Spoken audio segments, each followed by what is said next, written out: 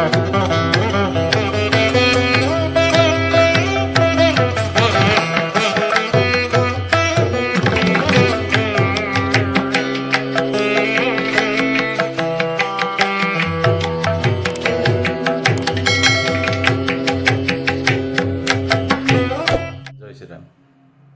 श्री महागणाधिपतये नमः।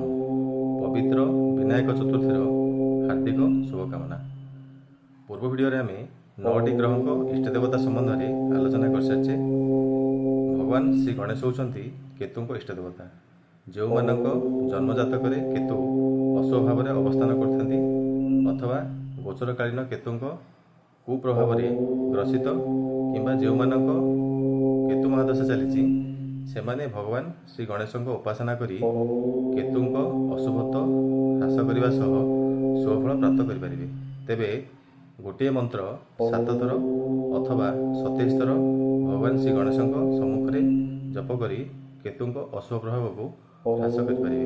मंत्रटी है प्रारब्ध कर्मदोषेण दुख भारण पीड़ित तव दुष्ट दशाग्रस्त पाहिमां केतवे नमः। यही मंत्र जप करने सह 27टी धूप भगवान श्री गणेश श्रीहस्त जदि अर्पण करा जाए ताहले केतु अशुभत्व ह्रास पाई।